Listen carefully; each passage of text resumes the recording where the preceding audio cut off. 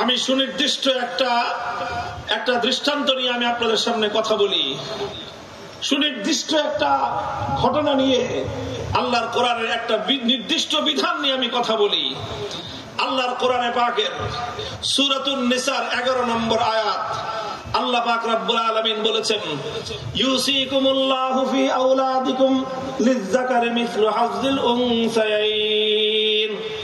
আল্লাহ বলেন যে আল্লাহ রাব্বুল আলামিন তোমাদেরকে তোমাদের সন্তান সন্ততিদের ব্যাপারে নির্দেশ প্রদান করছেন যে তোমাদের মধ্যে কোনো মানুষ যখন মারা যাবে, বাবা হোক মা হোক, নারী পুরুষ যখন মারা যাবে, তাদের মৃত্যুর সময় যদি তাদের সন্তানরা বেঁচে থাকে, ছেলে সন্তান এবং মেয়ে সন্তান উভয় ধরনের সন্তান যদি বেঁচে থাকে, তাহলে পিতামাতার রেখে যাওয়া সম্পত্তি, মিরাসি সম্পত্তি সন্তানদের মধ্যে বন্টন হবে।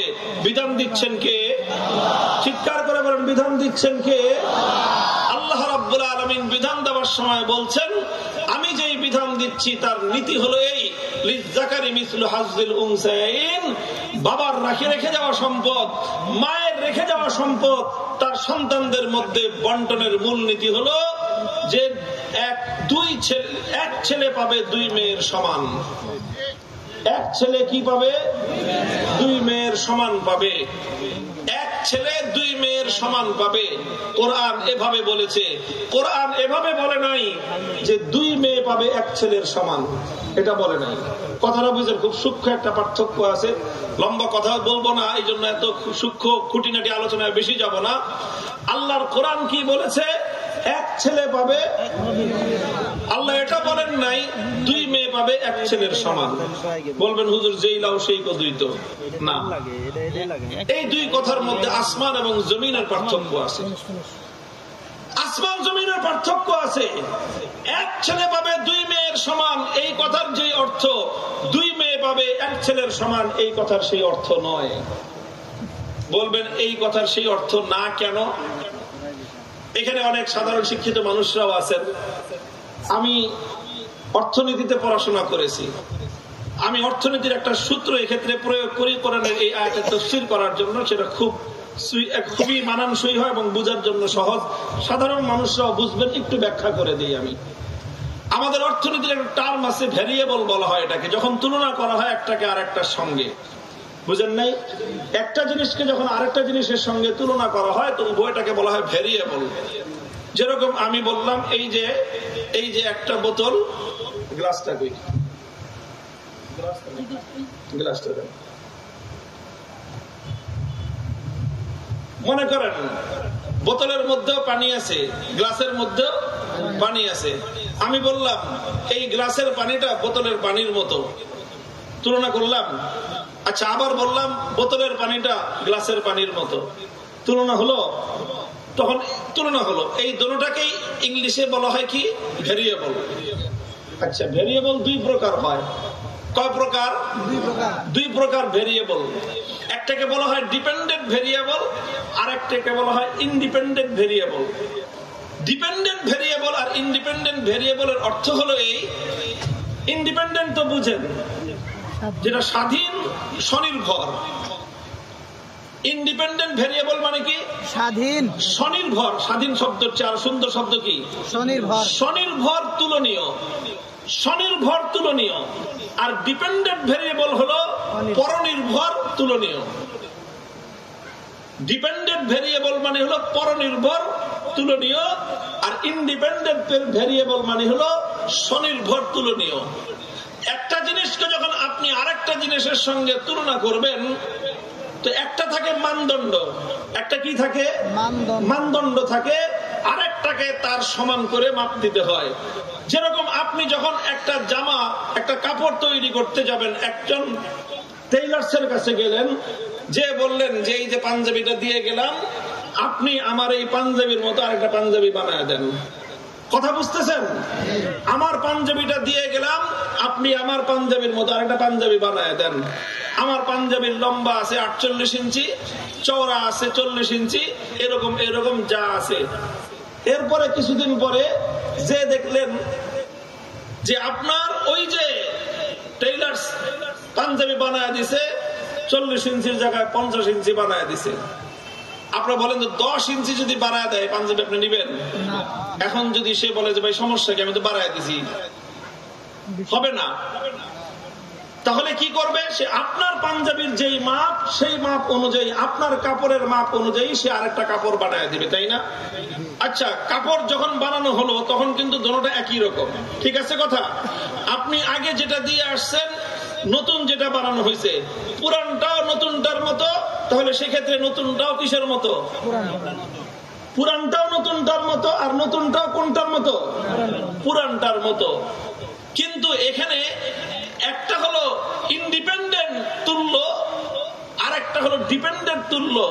একটা হলো স্বনির্ভর তুল্য, আর একটা হলো পরনির্ভর তুল্য।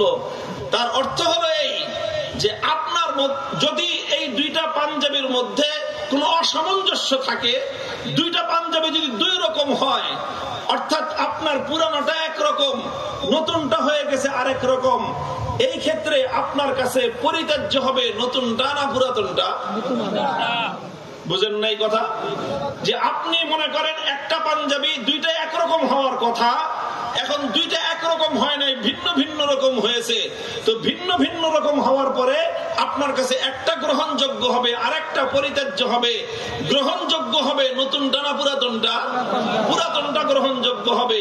পরিত্যাজ্য হবে নতুনটা না পুরাতনটা? নতুনটা পরিত্যাজ্য হবে। নতুনটা পরিত্যাজ্য হবে কারণটা কি? কারণ আমি তোমাকে যে স্যাম্পল দিয়েছিলাম, আমি তোমাকে যে মানদণ্ড দিয়েছিলাম, আমি তোমাকে যে মাপ দিয়েছিলাম, তুমি যেটা তৈরি করেছো সেটা আমার মাপের মতো হয় নাই। এই জন্য তুমি আমার কাছে কোনো বিনিময় তো পাবাই না, মজুরি তো পাবা দূরের কথা, বরং উল্টা আমার কাপড়ের জরিমানা দিতে হবে তোমার। কথা ঠিক না বেঠিক? কারণ পুরাতন পাঞ্জাবিটাকেই বলা হয় ইন্ডিপেন্ডেন্ট ভেরিয়েবল, নতুন যে পাঞ্জাবিটা বানানো হয়েছে ওটাকে বলা হয় ডিপেন্ডেন্ট ভেরিয়েবল। অর্থাৎ একটা হলো স্বনির্ভর তুল্য, আর একটা হলো পরনির্ভর তুল্য। পরনির্ভর তুল্য যেটা হয় সেটা সবসময় স্বনির্ভরের সঙ্গে মানুষ তুলনা করে পরনির্ভরটাকে গ্রহণ করে। পরনির্ভরটা যদি স্বনির্ভরের সাথে মিলে যায় গ্রহণযোগ্য হবে, পরনির্ভরটা যদি স্বনির্ভরের সাথে না মিলে তাহলে সেটা কোনোদিন গ্রহণযোগ্য হয় না। এবার বুঝেন, আল্লাহর কোরআন বলেছে লিজ্জাকারি মিসলু হাজ্জিল উনসায়াইন। তোমরা যখন পিতামাতার পরিত্যক্ত সম্পত্তি যখন বন্টন হবে, তখন এই বন্টনের মধ্যে ছেলেও পাবে মেয়েও পাবে। দুই মেয়ে যতটুকু পাবে এক ছেলে তার সমান পাবে। আল্লাহর কোরআন এভাবে বলে নাই যে এক ছেলে যতটুকু পাবে দুই মেয়ে তার সমান পাবে, না না, বরং আল্লাহ পাক রব্বুল আলামিন বলেছেন দুই মেয়ে যতটুকু পাবে এক ছেলে তার দুই মেয়ের সমান পাবে। তার অর্থ হলো আল্লাহ পাক রব্বুল আলামিন নারীর অংশটাকে ইন্ডিপেন্ডেন্ট ভেরিয়েবল বানিয়েছেন, পুরুষের অংশটাকে ডিপেন্ডেন্ট ভেরিয়েবল বানিয়েছেন। আল্লাহ পাক রব্বুল আলামিন নারীর অংশকে স্বনির্ভর বানিয়েছেন, পুরুষের অংশকে আল্লাহ পাক রব্বুল আলামিন নারীর অংশের উপর পরনির্ভর বানিয়েছেন। আচ্ছা, স্বনির্ভর আর পরনির্ভর বানানোর দ্বারা ফায়দাটা কি হয়েছে? উদ্দেশ্যটা কি হয়েছে? উদ্দেশ্যটা এবং এর দ্বারা যে ফলাফলটা আসলো সেই ফলাফলটা হলো এই, কোরআন বলতে চায় এক ভাই বাবার সম্পত্তি থেকে কতটুকু পাবে, এক ভাই মায়ের সম্পত্তি থেকে কতটুকু পাবে, সেটা প্রমাণ করবার জন্য আগে বোনের অংশ নির্ধারণ করতে হবে। আগে দুই বোনের অংশ নির্ধারণ করো। দুই বোন 50 টাকা 100 টাকা পাইলো, এবার ভাইয়ের অংশ বোনের অংশের সঙ্গে তুলনা করো। যদি এক ভাইয়ের অংশ দুই বোনের অংশের সাথে মিলে যায় তাহলে বুঝবো ভাইয়ের অংশটা শুদ্ধ হয়েছে। এক ভাইয়ের অংশ যদি দুই বোনের অংশের সাথে মিলে না যায় বুঝতে হবে ভাইয়ের অংশ প্রাপ্তি সঠিক হয় নাই। বোনের অংশটাকে আল্লাহ পাক রব্বুল আলামিন মানদণ্ড সাব্যস্ত করেছেন, নারীর অংশকে আল্লাহ পাক মানদণ্ড সাব্যস্ত করেছেন। নারীর অংশকে আল্লাহ পাক স্বনির্ভর অংশ বানিয়েছেন, পুরুষের অংশকে আল্লাহ পাক পরনির্ভর বানিয়ে আল্লাহ পাক রব্বুল আলামিন স্পষ্ট ভাষায় কোরআনের মাধ্যমে দুনিয়ার মানুষকে মেসেজ দিয়েছেন, ও দুনিয়ার মানুষ, উত্তরাধিকার সম্পত্তি যদি সঠিকভাবে বন্টন করতে হয় আগে পুরুষের অংশ নয়, আগে নারীর অংশ নির্ধারণ করো। নারীর অংশকে মানদণ্ড বানিয়ে তার সঙ্গে তুলনা করে পুরুষের অংশ নির্ধারণ করো, তাহলেই কেবলমাত্র আল্লাহর কোরআনের বিধান মান্য করা হবে। দুর্ভাগ্যজনক ভাবে আজ আমাদের সমাজে আল্লাহর কোরআনের বিধানের এই যৌক্তিকতা, এই গুরুত্ব সমাজের মধ্যে কার্যকর নাই। সমাজের মধ্যে এখন কি হয়, কোন মানুষ মারা গেলে আগে তার ছেলে সন্তানরা যা যা নেওয়ার সব নিয়ে নেয়, সব নিয়ে নেয়। তারা গুরুত্বপূর্ণ মূল্যবান সম্পত্তিগুলো তারা নিয়ে নেয়, বোনদের সম্পত্তিগুলো তারপর বাকি যা থাকে দিতেই তো চায় না, প্রথমত দিতেই চায় না। বলে সমাজের মধ্যে এই কথার রেওয়াজ আছে যে সকল মেয়েরা বাপের বাড়ি থেকে সম্পত্তি নেয় তাদেরকে সমাজে খারাপ দৃষ্টিতে দেখা হয়, তাদের প্রতি বাজে দৃষ্টি রাখা হয়, তাদেরকে তুচ্ছ-তাচ্ছিল্য করা হয়। বলা হয় যে ভাইয়ের সাথে সম্পর্ক রাখবি না সম্পত্তি নিবি। বাদশাহটা এরকম যে আল্লাহর হুকুম মানলে ভাইয়ের সাথে সম্পর্ক থাকবে না। হে দুনিয়ার ভাইয়েরা, আল্লাহর বিধান মানলে যদি তোমার সঙ্গে সম্পর্ক ছিন্ন করতে হয়, ইসলাম বলে খোদার বিধান মানলে যদি তোমার সম্পর্ক ছিন্ন হয়, তাহলে আল্লাহর সব হুকুম মানবো, তোমার মতো ভাইয়ের দরকার নাই। মুহতারাম হাজিরিন, এই কথাটা তো প্রসঙ্গক্রমে আমি বললাম। এখানে মানুষ ইসলামের এই সৌন্দর্যের কথা, কোরআনের এই বিধানের মূল তাৎপর্যের কথা মানুষ লক্ষ্যই করে না, যে এখানে নারীর অংশ আর পুরুষের অংশ শুধুমাত্র একটা নিয়েই বিতর্ক করে যে পুরুষকে তো ডবল দিল, নারীকে তো সিঙ্গেল দিল, ইসলাম বৈষম্য করলো, নাউযুবিল্লাহি মিন যালিক। শুধু এই এক কথা নিয়ে লাফালাফি। কিন্তু ইসলাম যে কি করলো, আল্লাহর কোরআন যে কি করলো, আল্লাহর কোরআন যে বলল নারীর অংশটা হলো ইন্ডিপেন্ডেন্ট ভেরিয়েবল, নারীর অংশটা হলো মানদণ্ড, সেই মানদণ্ডের সঙ্গে তুলনা করে পুরুষের অংশ নির্ধারণ করতে হবে। কোরআনের এই আয়াতের সারমর্ম দ্বারা এই যে বন্টনের সময়, পিতামাতার বিরাসী সম্পত্তি বন্টনের সময় আগে বন্ধুর অংশ নির্ধারণ করতে হবে, তারপরে ভাইয়ের অংশ নির্ধারণ করতে হবে। এটাই হলো ইসলামের স্পিরিট, এটাই হলো কোরআনের নির্দেশনা। মুহতারাম হাজিরিন, কেউ বলতে পারে না যে হুজুর যাই হোক, আগে না হয় নারীরটাই নির্ধারণ করলাম, এরপরে না হয় পুরুষেরটাই নির্ধারণ করলাম, কিন্তু নির্ধারণ করলাম কেমন? সমান সমান তো হলো না। নারী তো অর্ধেক পাইলো, পুরুষ তো ডবল পাইলো, এই ক্ষেত্রে তো নারী ঠকে গেল, পুরুষ বেশি পেয়ে গেল, এ তো বৈষম্যের তৈরি হয়ে গেল। নাউযুবিল্লাহি মিন যালিক। আমি একটা কথা বলি, দেখেন, যে কোনো সম্পদের হিসাব যখন আপনি করবেন, সম্পদ নিয়ে যখন আলাপ আলোচনা করবেন, সম্পত্তি নিয়ে যদি আলাপ আলোচনা করেন, সম্পত্তির আলোচনা করতে হলে সম্পত্তির আলাপ আলোচনা, সম্পত্তির হিসাব যদি নির্ভুল করতে হয়, শুধুমাত্র আয়ের হিসাব দিয়ে কোনোদিন সম্পত্তির হিসাব নির্ভুল হয় না। আয় এবং ব্যয় দুটোকে যতদিন পর্যন্ত আপনি ব্যালেন্স না করবেন, ততদিন পর্যন্ত দুনিয়ার কোন সম্পদের হিসাব নির্ভুল হবে না। আপনার তো ব্যবসায়ী মানুষ আছেন প্রচুর, একজন ব্যবসা করেন, খালি বছরে বছরে হিসাব করেন যে লাভ কত হলো, লাভ কত হলো, লাভ কত হলো, শুধুমাত্র লাভের হিসাব করে, লাভের হিসাব করে, লাভের হিসাব করে, কিন্তু খরচের হিসাব করে না। কয়দিন পরে দেখবেন এই ব্যবসায়ীর ব্যবসার মধ্যে লাল বাতি জ্বলবে। কি করতে হবে?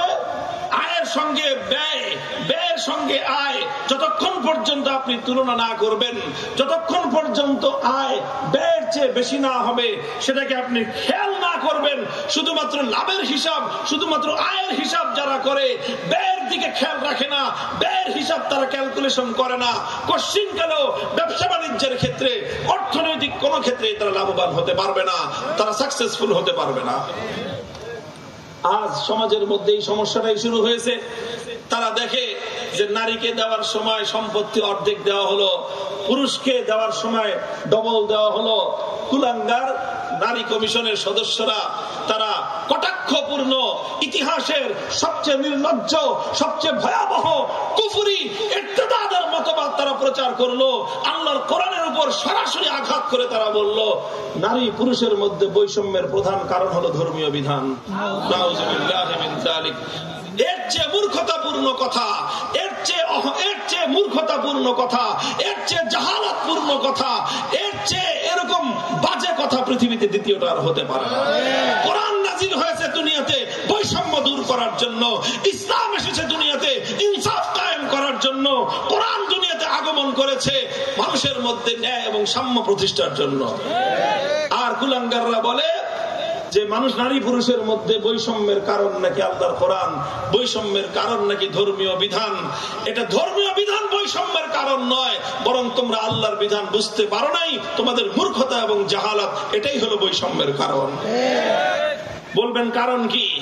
তারা সমান অধিকারের স্লোগান তুলে ইসলাম নারীকে পুরুষের সমান অধিকার দেয় নাই, ইসলাম নারীকে পুরুষের চেয়ে কম অধিকার দেওয়ার তো প্রশ্নই আসে না, ইসলাম নারীকে পুরুষের চেয়ে কম অধিকার দেয় নাই, ইসলাম নারীকে পুরুষের সমান অধিকারও দেয় নাই, বরং অধিকারের যেখানে প্রশ্ন প্রত্যেকটা জায়গায় ইসলাম নারীকে পুরুষের চেয়ে অগ্রাধিকার প্রদান করেছে।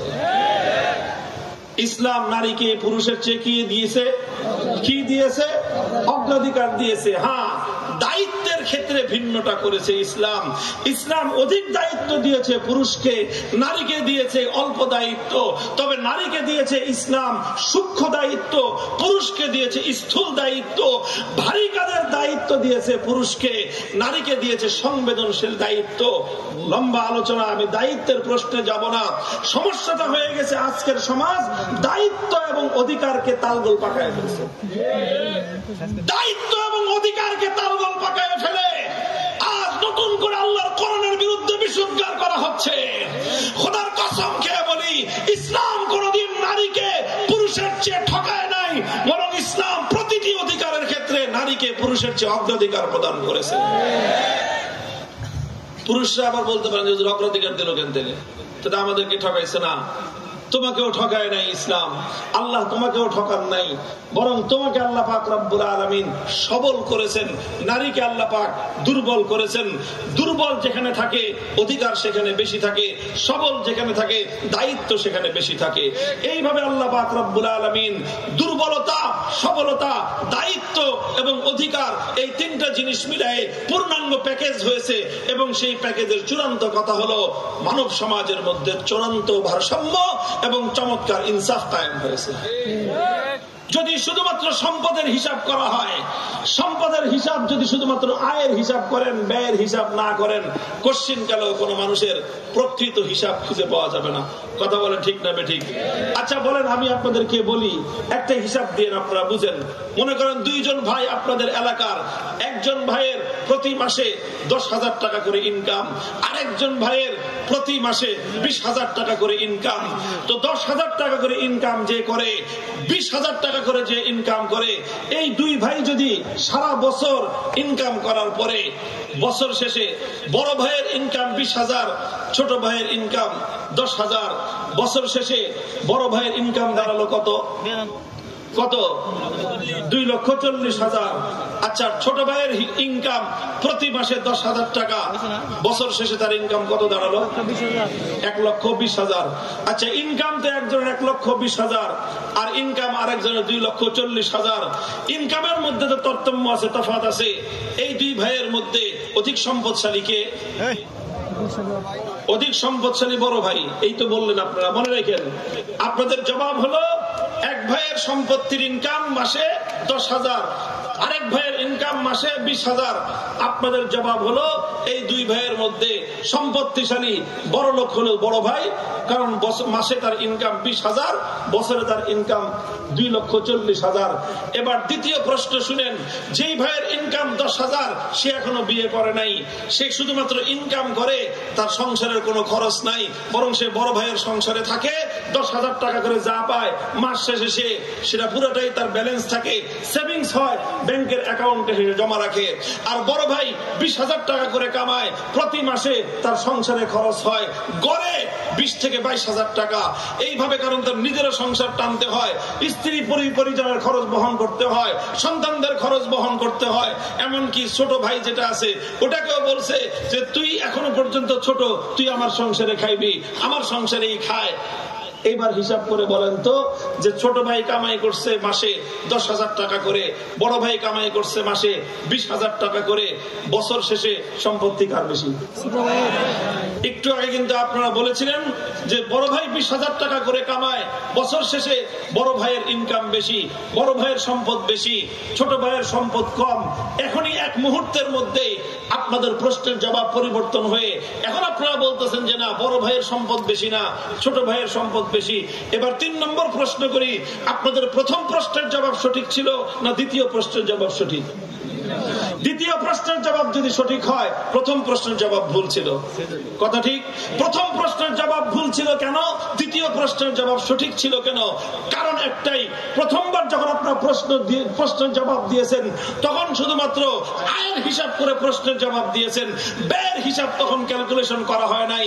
এই জন্য প্রথমবারের প্রশ্নের জবাব ভুল ছিল। দ্বিতীয়বার যখন প্রশ্ন করলাম আয় এবং ব্যয় দুটোকে কম্পেয়ার করে, তখন আপনারা যে প্রশ্নের জবাব দিয়েছেন সেই প্রশ্নের জবাব সঠিক হয়েছে। কারণ তখন শুধু আয়ের হিসাব দেখেন নাই, আয়ের সঙ্গে ব্যয়ের হিসাব কম্পেয়ার করে যখন হিসাবের জবাব দিয়েছেন তখনই আপনার জবাবটা সঠিক হয়েছে।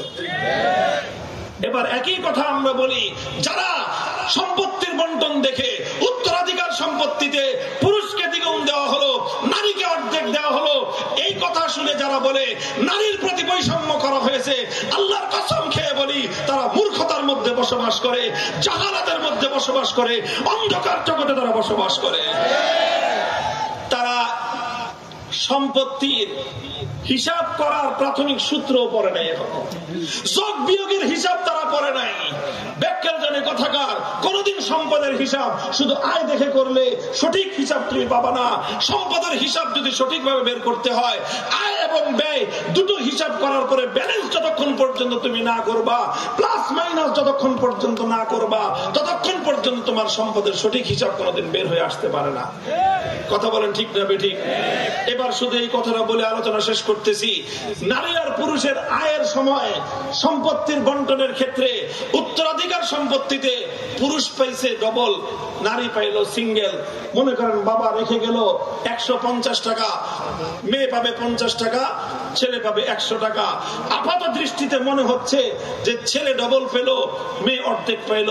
এটা হলো সম্পদের আয়ের হিসাব। এবার ব্যয়ের হিসাবে আসেন। ব্যয়ের হিসাব তাহলে আয় অনুযায়ী যদি ব্যয়ের হিসাব ধরা হয়, তাহলে ব্যয়ের হিসাব তো এরকমই হওয়া উচিত যে ছেলে 2 টাকা খরচ করলে মেয়ে 1 টাকা খরচ করবে। কথা বলেন ঠিক না বেঠিক?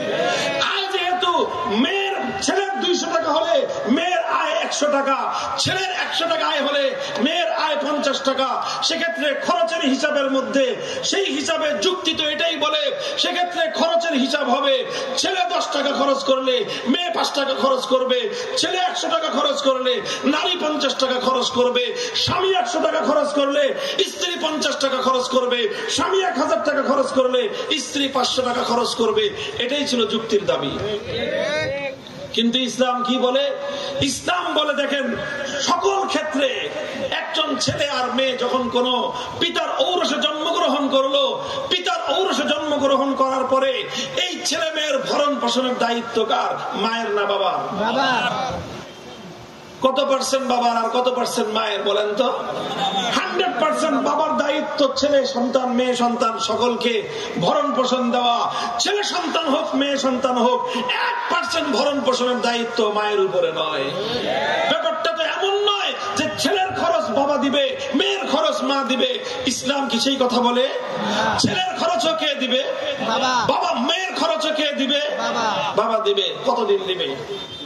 কতদিন দিবে? ইসলামের বিধান হলো একটা ছেলে যতদিন পর্যন্ত সাবালক না হয় ততদিন পর্যন্ত বাধ্যতামূলকভাবে তার ভরণ পোষণের দায়িত্ব হলো তার বাবার। একটা ছেলে সাবালক হতে সর্বোচ্চ তার বয়স প্রয়োজন হয় 15 বছর। 15 বছরের মধ্যে অবশ্যই ছেলেরা সাবালক হয়ে যায়।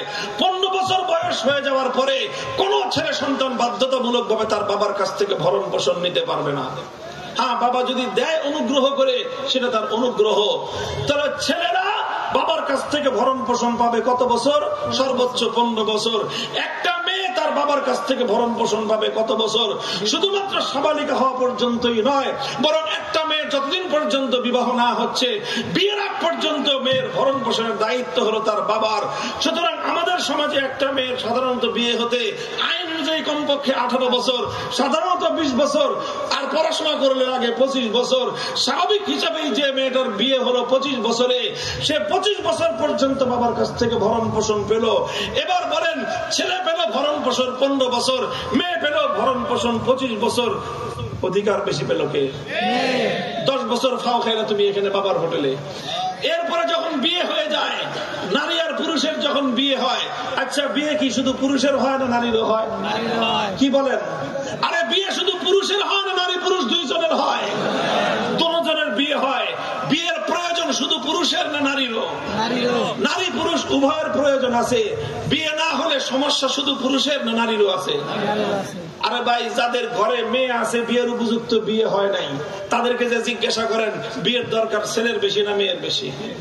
আজ পর্যন্ত দেখলাম না কোন বাপে এসে বললো যে হুজুর আমার পোলাটার বয়স 35 বছর হয়ে গেছে, এখনো বিয়ে হয় নাই, মাথা গরম হয়ে যায়। এই কথা কোনো বাপেও বলে না। মেয়ের বয়স 26 বছর হইলে বাবার মাথা খারাপ হয়ে যায় যে মেয়েটা 26 বছর হয়ে গেছে, হুজুর দোয়া করেন মেয়েটার বিয়ে হচ্ছে না। কথা বলেন ঠিক না বেঠিক? কারণটা কি? কারণ ছেলের বিয়ে না হলে অত সমস্যা নাই, মেয়ের বিয়ে না হলে যত সমস্যা। কারণ কি? কারণ পরিষ্কার, যদি একটা ছেলে বা মেয়ে তার যদি কারো বিয়ে না হয়, বিয়ে না হলে তাহলে কি হবে? তার ঘর নাই, তার সংসার নাই। এই তো, যার ঘর নাই সংসার নাই, আমাদের ঢাকার ভাষায় তারাকে বলে বাদাইম্মা। আপনার এলাকায় কি বলে? বাদাইম্মা বলে। একটা পুরুষ মানুষ যদি বাদাইম্মা হয় তেমন কোনো সমস্যা নাই। একদিন লঞ্চ স্টেশন, আর একদিন ট্রেন স্টেশন, আর একদিন বাস স্টেশন, আর একদিন কাকরাইল মসজিদ, টোটো কোম্পানির ম্যানেজারি করে বহু পুরুষ মানুষ জিন্দগি পার করে দিচ্ছে। ঘর সংসারের এত দরকার পুরুষের হয় না। এবার বলেন, একটা নারীর যদি সংসার না থাকে, এই নারী একদিন রেল স্টেশন, আর একদিন বাস স্টেশন, আর একদিন লঞ্চ স্টেশনে, এইভাবে কোন নারীর পক্ষে জীবন ধারণ করা সম্ভব? তাহলে সংসারের প্রয়োজন পুরুষের বেশি না নারীর বেশি? তাহলে বিয়ে হয় দুইজনের, প্রয়োজন দুইজনের, সুবিধা দুইজনের। বিয়ে না হইলে সমস্যা দুইজনের, বরং সমস্যা বেশি নারীর। বাদ দেন বেশিটুক বাদ দিলাম, সমস্যা দুজনের, সুবিধা দুজনের, প্রয়োজনের দুজনের, বিয়েও দুইজনের। খরচ কয়জনের? একজনের। খরচ 100% একজনের। বলবেন খরচ কেমনে একজনের? বিয়ের সাথে দুই ধরনের খরচের সম্পর্ক। কয় রকম? একটা হলো পার্মানেন্ট খরচ, আর একটা হলো সাময়িক খরচ। একটা হলো বিয়ের সময়ের এককালীন খরচ, আর একটা হলো সারা জিন্দগির খরচ। বিয়ের সময় এককালীন খরচ হলো দুইটা, একটা হলো ফরজ আর একটা হলো সুন্নত। একটা কি? ফরজ খরচ, দেনমোহর দেওয়া। দেনমোহর এটা দিতে হয়। দেনমোহর পুরুষ দেয় না মহিলা দেয়? দেনমোহর পুরুষের দিতে হয় না নারীর দিতে হয়? দেনমোহর 100% পুরুষ দেয়। নফল বা সুন্নত খরচ হলো বিয়ের সময় আপ্যায়ন করা। ইসলামের পরিভাষায়, শরীয়তের পরিভাষায় সেটাকে বলা হয় ওলিমা খাওয়ানো। ওলিমা খাওয়ানো এটা বরের জন্য সুন্নত। ওলিমা খাওয়ানো, দাওয়াত খাওয়ানো বরের জন্য সুন্নত। কনের বাবার জন্য দাওয়াত খাওয়ানো কোরআন এবং হাদিস কোথাও নির্দেশ নাই, কোথাও সুন্নত নাই, কোথাও নফল নাই, কোথাও কনের বাড়িতে খাওয়ার কোন আয়োজনের ব্যবস্থা নাই। হুজুর আমাদের দেশে যে খায়, বরযাত্রী যে 100, 200, 300, 500 শর্ত দিয়ে খায় যে 2টা গরু ফালাইতে হবে, একটা গরু জবাই করতে হবে। মনে রাখবেন, ইসলাম বলে এইভাবে শর্ত দিয়ে যারা বরযাত্রী হয়ে কনের বাবার বাড়ির থেকে জোরপূর্বক যারা খায়, তারা দাওয়াতের খানা খায় না, ডাকাতির খাবার খায়। তাহলে বিয়ের সময় দুই খরচ, একটা হলো ফরজ খরচ, এটা হলো দেনমোহরের খরচ, আর একটা হলো সুন্নত খরচ, আপ্যায়নের খরচ। দোনো খরচ কনের না বরের? দোনোটাই পুরুষ করলো। এবার আসেন, বিয়ের পর থেকে শুরু হলো পার্মানেন্ট খরচ। 4 রকম খরচ। কয় রকম? খাদ্য, বস্ত্র, বাসস্থান, চিকিৎসা, 4টা ওয়াজিব খরচ। এই 4 খরচের 100% দেওয়ার দায়িত্ব হলো পুরুষের। শুধু নিজেরটা না, নিজের খাওয়া নিজে খাবে, নিজের কাপড় নিজে বানাবে, নিজের ঘর নিজে তৈরি করবে, নিজের চিকিৎসা নিজে করবে, নিজেরটা তো করবে। বিবির 4 প্রকার খরচ তাকে দিতে হবে। খাদ্য দিতে হবে দৈনিক অন্তত 2 বেলা, তাকে বস্ত্র দিতে হবে অন্তত 3 সেট কাপড়, তাকে এমন একটা ঘর দিতে হবে যেই ঘরে সে স্বাধীনভাবে বিচরণ করবে, যেই ঘরে স্ত্রী স্বাধীনভাবে বসবাস করবে। এমন একটা ঘর তাকে ভাড়া নিয়ে হোক, বানিয়ে নিয়ে হোক, যেভাবেই হোক, কামলা খেটে হোক, যেভাবেই হোক, তোকে এরকম একটা ঘর তোমার স্ত্রীকে তোমার দিতেই হবে। চিকিৎসা দিতে হবে। 4 প্রকার খরচ কার?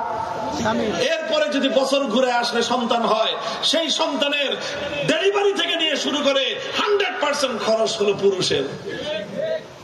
গেল এইভাবে সারাটা জীবন খরচের দায়িত্ব কার? পুরুষের দায়িত্ব। আল্লাহ না করুন শেষ জীবনে কোনো কারণে যদি স্ত্রীর আগে স্বামী মারা যায়, এখন এই মহিলা, বৃদ্ধা মহিলা, তার নিজের জীবন চলাচলের যদি কোনো ব্যবস্থা না থাকে, এই সময়ে এই নারীর একটা ছেলে আছে আর একটা মেয়ে আছে, বার্ধক্যের এই সময়ে এই মহিলার ভরণ পোষণের দায়িত্ব তার মেয়ের নয়, বরং তার ভরণ পোষণের দায়িত্ব হলো তার ছেলের উপর। তাহলে কি দেখলাম? ছোট্টকালে বাবার হোটেল, বিয়ের পরে স্বামীর হোটেল, বৃদ্ধ বয়সে পোলার হোটেল। 3 পুরুষের কান্দের উপর দিয়ে একজন নারী রানীর মতো জিন্দগি যাপন করে যায়। 1 টাকা খরচের প্রয়োজন না, 1টা টাকা খরচের প্রয়োজন হয় না। জন্ম থেকে মৃত্যু পর্যন্ত, দোলনা থেকে কবর পর্যন্ত ইসলামী জীবন ব্যবস্থা অনুযায়ী, ইসলামের পরিবার ব্যবস্থা অনুযায়ী শতভাগ খরচের দায়িত্ব পুরুষের ছিল। যুক্তির যদি বড় প্রশ্ন আনো, যুক্তি দিয়ে যদি কথা বলতে চাও, 100% খরচের দায়িত্ব যেমন পুরুষের, 100% আয় এবং সম্পত্তির মালিকানা হওয়ার কথা ছিল পুরুষের। তাহলে হয়তো ইনসাফ, তাহলে হয়তো সমান অধিকার। কিন্তু ইসলাম, আমি শুরুতেই বলেছি, নারীকে ইসলাম সমান অধিকার দেয় নাই, ইসলাম নারীকে অগ্রাধিকার দিয়েছে। ইসলাম বলেছে খরচ করবে পুরুষ, 200 টাকা খরচ করবে পুরুষ, কিন্তু পুরুষ আয় পাবে 100 টাকা। নারী খরচ করবে না 1 পয়সা, 50 টাকা ফাও ফাও শুধুমাত্র তার পকেটে থাকবে। বলবেন কেন পকেটে থাকবে নারী? কেন নারীকে আল্লাহ পাক রব্বুল আলামিন কোন খরচের দায়িত্ব ছাড়া সম্পত্তির মালিকানা কেন তাদেরকে দিল? কারণ তারা মায়ের জাতি, কারণ তারা মাতৃ জাতি। এক নারীর যদি অসম্মান হয়, গোটা জাতির ইজ্জত সম্মান ধুলোয় মিশে যায়। ইসলাম নারীকে সেই মর্যাদা দিয়েছে। আল জান্নাতু তাহতা আকদামিল উম্মাহাত। পৃথিবীতে একমাত্র মা সেই মাখলুক, একমাত্র মা সেই মানুষ, একমাত্র মা সেই নারী যার পায়ের তলে আল্লাহ জান্নাতকে সৃষ্টি করেছেন আল্লাহ পাক রব্বুল আলামিন। সেই নারীর যদি অসম্মান হয়, সেই নারীর যদি অসম্মান হয়, অমর্যাদা হয়, তাহলে গোটা মানব সমাজ, মানব সভ্যতা ধুলোয় মিশে যাবে। কোন কারণে যদি অ্যাক্সিডেন্টলি কোন নারীর জীবনে এমন কোন সিচুয়েশন হয়ে যায়, তার বাবাও নাই, তার স্বামীও নাই, তার ছেলেও নাই, তার ভাইও নাই, এমন কোন অ্যাক্সিডেন্ট যদি ঘটে যায় কোন নারীর জীবনে, সেই সময় এই নারী কিভাবে চলবে? এই জন্য আল্লাহ পাক রব্বুল আলামিন 50 বছর আগে ওই নারীর নিরাপত্তা ব্যবস্থা হিসেবে তার জন্য আল্লাহ পাক 50% সম্পদ আগে সেভিং করে তার নিরাপত্তা ব্যাংক হিসেবে, তার নিরাপত্তা ব্যালেন্স হিসেবে আল্লাহ পাক আগে থেকে সংরক্ষণ করে রেখেছেন।